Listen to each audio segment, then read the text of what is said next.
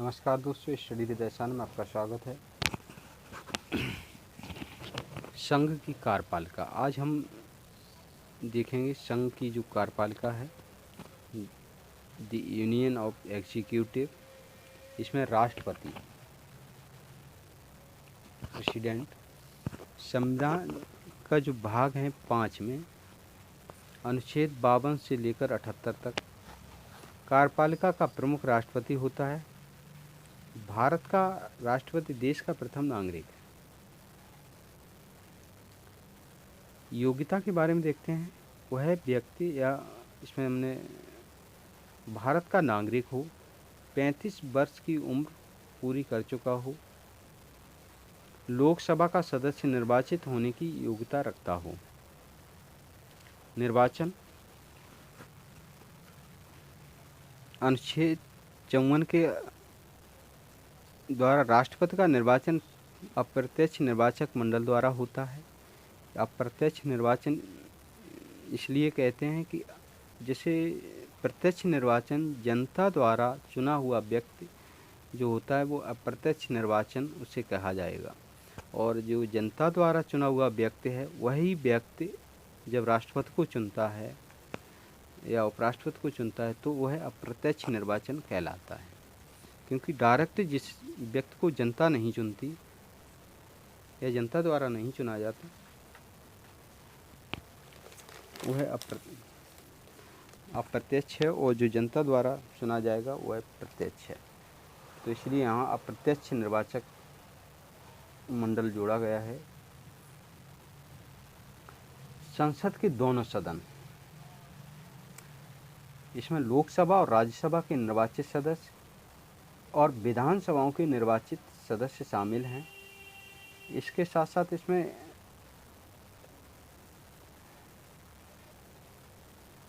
सत्रहवें संविधान संशोधन अधिनियम 1992 द्वारा दिल्ली और पांडिचेरी विधानसभाओं के निर्वाचित सदस्य भी निर्वाचक मंडल में शामिल कर लिए गए। ये राष्ट्रपति निर्वाचक मंडल में केंद्र शासित जो 2 प्रदेश हैं, दिल्ली और पांडिचेरी, इनको भी शामिल कर लिया गया है। बाकी केंद्र शासित प्रदेशों के लिए नहीं, केवल दिल्ली और पांडिचेरी। तो इस प्रकार निर्वाचन में संसद के दोनों सदन, लोकसभा और राज्यसभा, उसके साथ साथ सभी विधानसभाओं के निर्वाचित सदस्य और दिल्ली और पांडिचेरी के विधानसभाओं के निर्वाचित सदस्य राष्ट्रपति चुनाव में भाग लेते हैं। इसमें नोट कुछ बहुत इम्पोर्टेंट है, ये जो हमने पिंक कलर से दिया है। संसद के दोनों सदन, लोकसभा और राज्यसभा, राज्य विधानसभाओं के नामित सदस्य, राज्य विधान परिषद के निर्वाचित सदस्य व दिल्ली पांडिचेरी के मनोनीत या नामित सदस्य राष्ट्रपति चुनाव में भाग नहीं लेते हैं। अब आपको सीधा सीधा बता दें कि नामित सदस्य लोकसभा, राज्यसभा और विधानसभा के नामित सदस्य इसमें भाग नहीं लेते, प्लस विधान परिषद के सदस्य भी इसमें भाग नहीं लेते हैं, चाहे वह नामित हो वो निर्वाचित हो।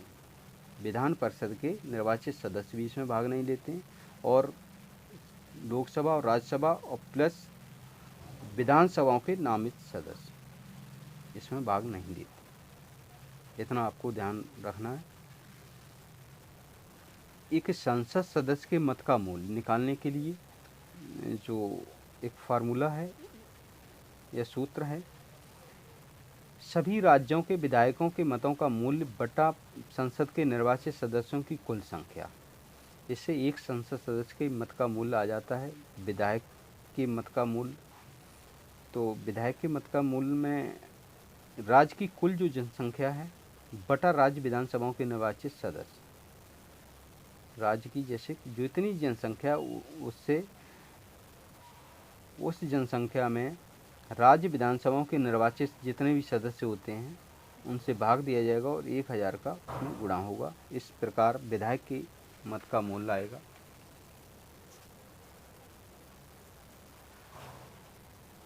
राष्ट्रपति का कार्यकाल या पदावधि अनुच्छेद 56 के तहत है।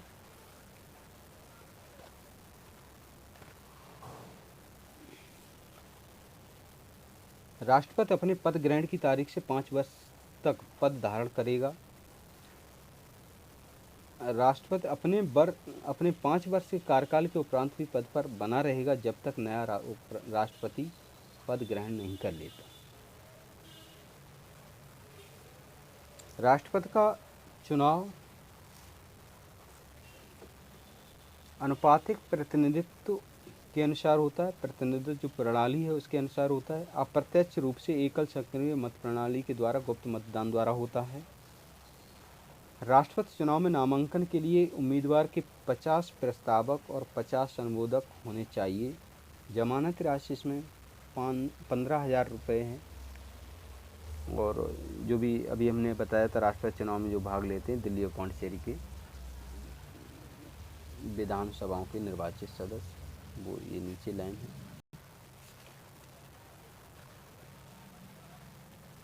अनुच्छेद 60 के तहत भारत के राष्ट्रपति को शपथ भारत का मुख्य न्यायाधीश दिलाता है। जो राष्ट्रपति महामहिम को शपथ दिलाने का कार्य है वो भारत के मुख्य न्यायाधीश के द्वारा किया जाता है। राष्ट्रपति का वर्तमान वेतन 5 लाख रुपए है। वेतन भारत की संचित निधि से दिया जाता है। कभी कभी पूछ लिया जाता है कि राष्ट्रपति का वेतन कहाँ से दिया जाता है, किस प्रकार दिया जाता है, तो उसमें भारत की जो संचित निधि है उससे राष्ट्रपति का वेतन दिया जाता है। अनुच्छेद 61(2) राष्ट्रपति महाभियोग का आरोप के लिए इसमें दिए कुछ पॉइंट। 14 दिन की अग्रिम लिखित सूचना के साथ संकल्प पर सदन की कुल संख्या के 1/4 सदस्यों के हस्ताक्षर होना अनिवार्य है। और यदि राष्ट्रपति का पद रिक्त हो, मृत्यु होने पर, पद त्याग या पद से हटाए जाने पर, तो निर्वाचन यथाशीघ्र होना चाहिए 6 माह से पहले। यानी कि जो रिक्त की तारीख होती है उसके 6 माह से पहले, उस तारीख से 6 माह से पहले ही राष्ट्रपति के पद पर निर्वाचन होना अनिवार्य है। यदि राष्ट्रपति का पद खाली होने पर उस पद पर उपराष्ट्रपति कार्य करता है। अगर उपराष्ट्रपति भी किसी कारण से अनुपस्थित है या पद धारण नहीं कर सकता है तो सुप्रीम कोर्ट, इसमें शॉर्ट में लिख दिया है SC, सुप्रीम कोर्ट के मुख्य न्यायाधीश राष्ट्रपति पद पर रहेंगे कार्यवाहक के रूप में। अगर वह भी नहीं है तो वरिष्ठतम न्यायाधीश, जो भी वरिष्ठ न्यायाधीश होगा सुप्रीम कोर्ट का, तो राष्ट्रपति के कार्यों को संपादित करेगा।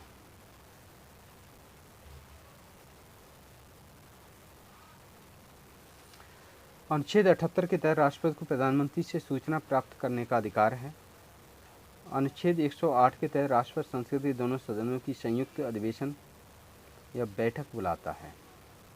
और अनुच्छेद 72 के तहत राष्ट्रपति को क्षमादान की शक्तियाँ दी गई हैं, जो अभी हम विस्तार से थोड़ा इसमें और चर्चा करेंगे। और अनुच्छेद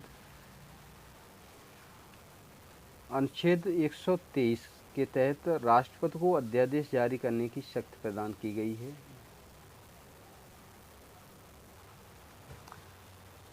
सैन्य शक्तियाँ कुछ अभी मैंने जो बताया है उसमें राष्ट्रपति की कुछ और भी शक्तियाँ हैं जिसे मैं इसमें बताना चाहता हूँ। तो राष्ट्रपति की जो सैन्य शक्तियाँ हैं, तीनों सेनाएं, जो तीनों सेनाओं में जल, थल, वायु, तीनों सेनाओं का सर्वोच्च सेनापति होता है। सैन्य शक्तियों का प्रयोग मंत्रिपरिषद की सलाह पर करता है। राजनयिक जो शक्तियाँ होती हैं उसमें संसद के समर्थन के उपरांत सभी संधियाँ एवं समझौते राष्ट्रपति के नाम से किए जाते हैं एवं राजदूतों एवं कूटनीतिज्ञों की नियुक्ति करता है। राष्ट्रपति के द्वारा ही होती है या करता है।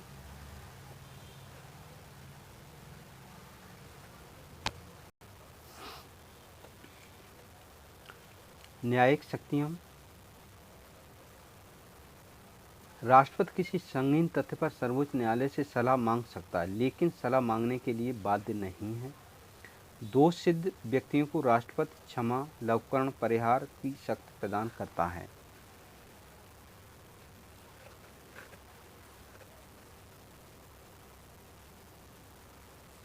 विधायी शक्तियाँ। विधायी शक्तियों के अंतर्गत संसद के दोनों सदनों को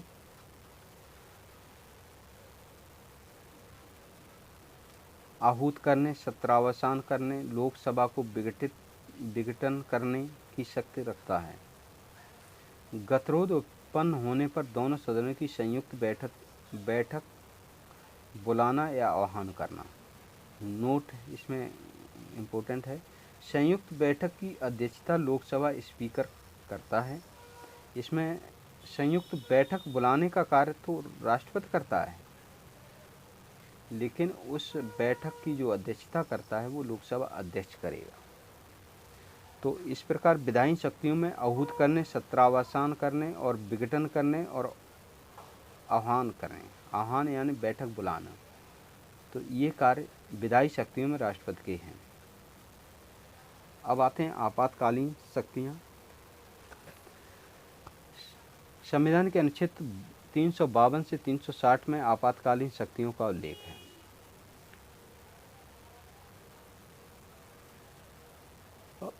वीटो शक्ति, आपने सुना होगा वीटो पावर, ये अनुच्छेद 311 में है।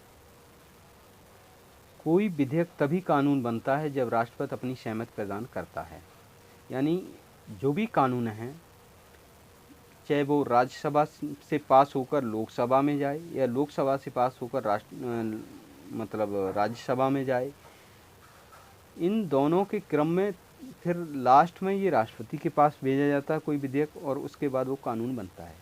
जैसे एग्जाम्पल पे मान लीजिए कोई विधेयक लोकसभा में पास हुआ, वह विधेयक लोकसभा से राज्यसभा में भेजा जाएगा। फिर जब राज्यसभा के द्वारा भी पास हो जाएगा, फिर वह राष्ट्रपति के पास भेजा जाएगा। राष्ट्रपति फिर उस पर अपनी स्वीकृति देता है, स्वीकृति दे सकता है और सुरक्षित भी रख सकता है। यदि धन विधेयक नहीं है तो पुनर्विचार के लिए लौटा सकता है। इसमें विशेष है धन विधेयक, स्वीकृत धन विधेयक पर देना अनिवार्य है, मतलब उसे नहीं लौटा सकता है। जैवी वीटो, किसी विधेयक को न अनुमति देता है न वापस भेजता है, इसे जैवी वीटो कहते हैं। 42वां संविधान संशोधन के तहत अनुच्छेद 74 में उपबंध है कि राष्ट्रपति मंत्रिमंडल की सलाह के लिए बाध्य होगा। 44वें संविधान संशोधन में 74 में जोड़ा गया है कि राष्ट्रपति पुनर्विचार के लिए मंत्रिपरिषद को लौटा सकता है। मतलब इसमें 2 पॉइंट दिए गए हैं कि 44वें संविधान में मंत्रिपरिषद की सलाह के लिए बाध्य है मंत्रिपरिषद, और 42 में सलाह के लिए बाध्य है, और 44वें में वह पुनर्विचार के लिए मंत्रिपरिषद को लौटा सकता है। जो विधेयक जाता है राष्ट्रपति के पास, तो उस विधेयक को 44वें संविधान संशोधन में 74 में जोड़ा गया है कि उसे वापस भेज सकता है कुछ संशोधन के लिए। इसमें अनुच्छेद 77 में कार्यपालिका शक्ति या प्रशासनिक शक्ति राष्ट्रपति की जो हैं, उसमें क्या होता है कि जैसे भारतीय गणतंत्र का प्रदान होता है, नियुक्तिकर्ता निम्न, जैसे नियुक्ति निम्न लोगों की राष्ट्रपति करेगा। नियुक्तियां जो राष्ट्रपति द्वारा की जाती हैं, प्रधानमंत्री की, पीएम की सलाह पर अन्य मंत्रीगण की, उच्चतम व उच्च न्यायालय के न्यायाधीशों की, राज्यों के राज्यपालों की, वित्त आयोगों की, निर्वाचन आयोग की, संघ लोक सेवा आयोग की, अन्य भी काफ़ी हैं, ये लोगों की राष्ट्र द्वारा नियुक्ति होती है। मुख्य ये हैं।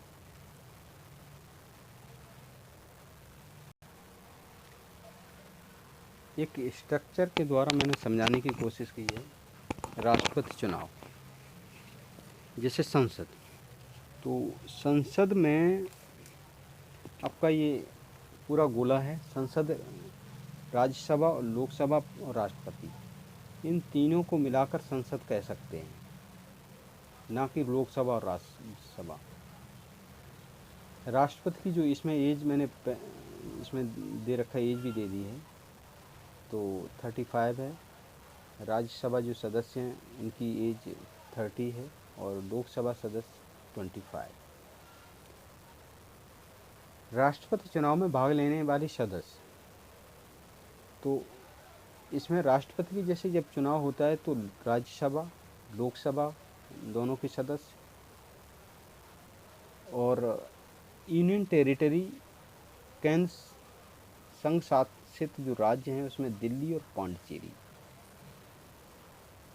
उसके बाद विधानसभा के सदस्य जो हमारे 28 राज्य हैं, उनकी 28 राज्यों की जो विधानसभाएं हैं उनके निर्वाचित सदस्य। इन सभी में ये दिया है कि ओनली इलेक्टेड, मतलब केवल निर्वाचित सदस्य, चाहे वो राज्यसभा को, लोकसभा को, दिल्ली विधानसभा, पांडिचेरी विधानसभा या अन्य जितने भी राज्य हैं उन सभी राज्यों की विधानसभाओं के सदस्य, सभी निर्वाचित सदस्य राष्ट्रपति चुनाव में भाग लेते हैं। ठीक है। उसके बाद उपराष्ट्रपति के चुनाव में भाग लेने वाले सदस्य लोकसभा और राज्यसभा सदस्य। आल मैंने यहाँ पे इसलिए लिख दिया कि निर्वाचित और मनोनीत दोनों ही तरीके के सदस्य लोकसभा और राज्यसभा